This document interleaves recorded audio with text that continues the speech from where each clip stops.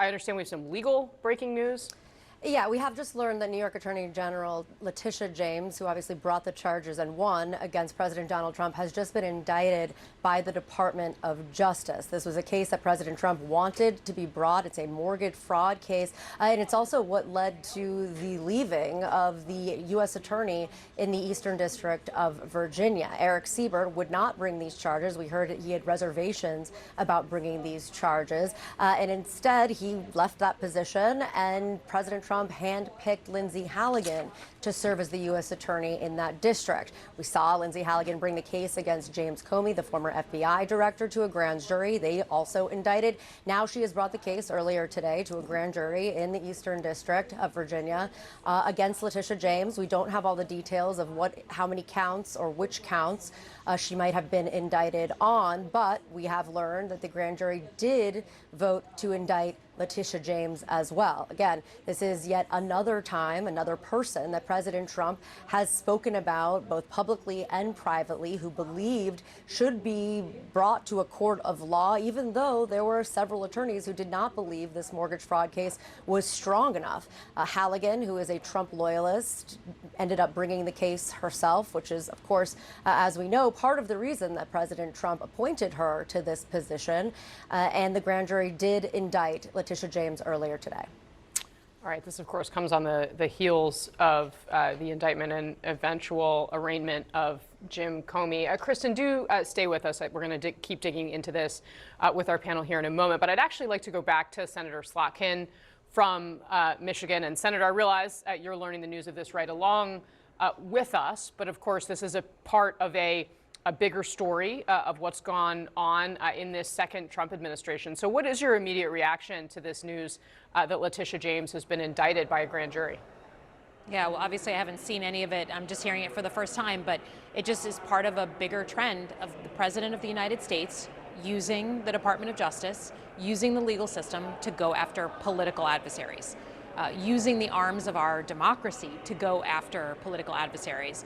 Whether it's Comey or now James, Lisa Cook on the Fed, Adam Schiff here in the Senate. And if that doesn't send a shiver down the spine of anybody, whether you're a Democrat or Republican, because turnabout, I mean, you know, another administration could be in and suddenly the arms of the government are being wielded against the Republican Party. It's just a broken way to do politics. It's corrupt. And I think that, you know, anyone who cares about the Constitution and cares about our institutions surviving should care that the President of the United States is using Pam Bondi to do his bidding against adversaries. Senator, this, of course, if it's related to this mortgage fraud question, which Kristen mentioned, would mean that some information that the government's in possession of, a Trump appointee over at the Federal Housing Administration, is using that information to move forward with this. And obviously, you mentioned Lisa Cook. It's a similar issue in that particular case. What does using the government to do this mean, in your view? Again, it is something that, you know, I don't know if it's unprecedented in the history of our country, but I think most Americans understand that we have three branches of government.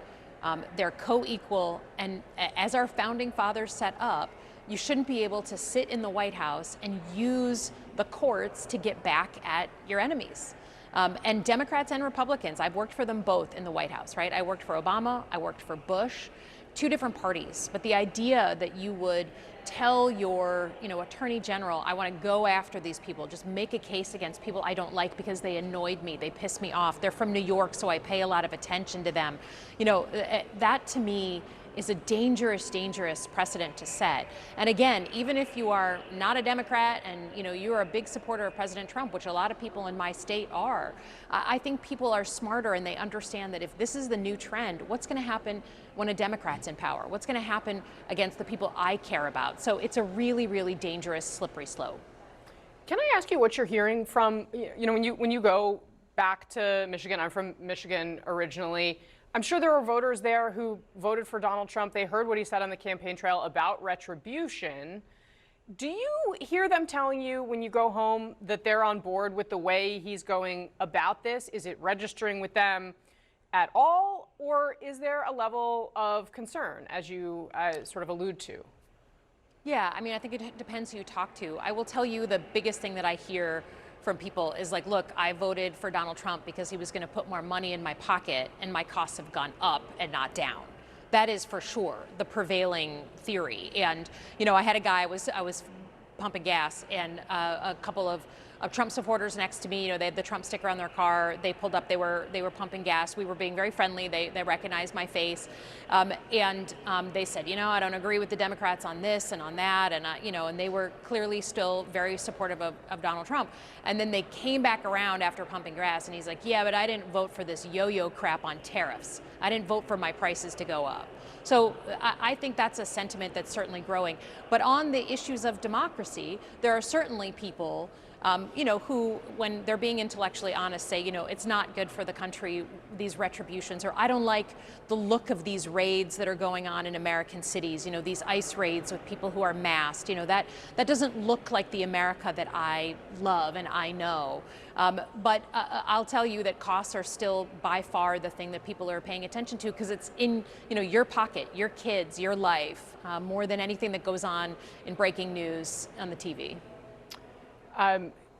Fair enough, and it's always very interesting. I really appreciate you giving us a window into that, because it's not always easy to see it from here in Washington as it is when you all get to go back home. To circle back to what we're talking about here with Letitia James, I take your point about the three branches of government. Republicans that I talk to will point to Letitia James and how she went about doing things as perhaps slightly different than the federal Department of Justice. She's obviously elected, right? It's a different system. And she did talk about going after Donald Trump in a way that a lot of Republicans felt was kind of a blanket way, essentially saying, I will look for anything I can find on him. You know, you're someone who thinks a lot about the country in a way that's not always the partisanship that we are used to here in D.C. Do you see anything problematic with the way Letitia James conducted herself that, you know, could potentially have caused Republicans to have the level of mistrust in the system that they clearly had? You know, I can't speak to the individual cases and the things that she particularly brought up. I'm not well educated on the actual legal documents.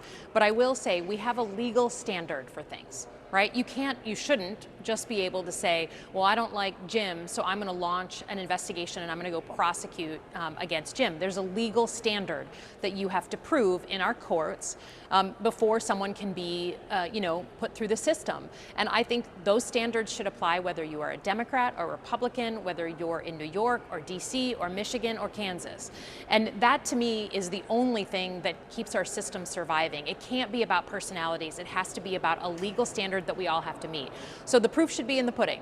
If there's things that have been launched against Donald Trump and they're thin and there's nothing there and they're, you know, more political than they are factual, well, then it shouldn't survive the gauntlet of getting into our system.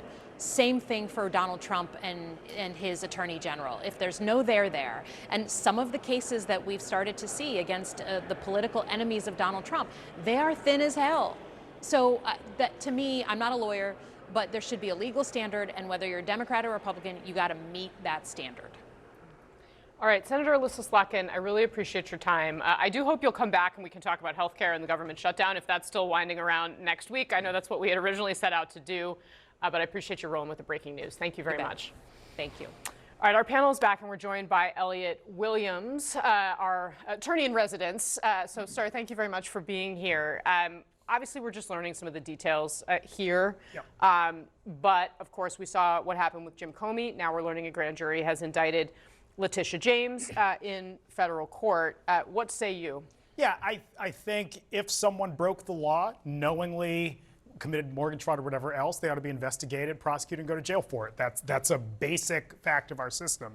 I think the president's own statements have undermined the seriousness of any prosecution here. And quite frankly, not unlike the Jim Comey case, if she is to go ahead and, if she's charged with a crime, moves to have it dismissed for selective prosecution or malicious prosecution, she can actually point to Jim Comey's case and say, now look, there is a pattern of the Justice Department indicting opponents of the president by the president's own statements that suggests that, we I mean, it's really my case, but we collectively would not have been singled out and prosecuted but for the president's own statements. So, you know, if this case doesn't succeed, the president really has no one to blame but himself for going on the record as much as he has in the way that he has by specifically saying, I want these people targeted and I want them to go to jail.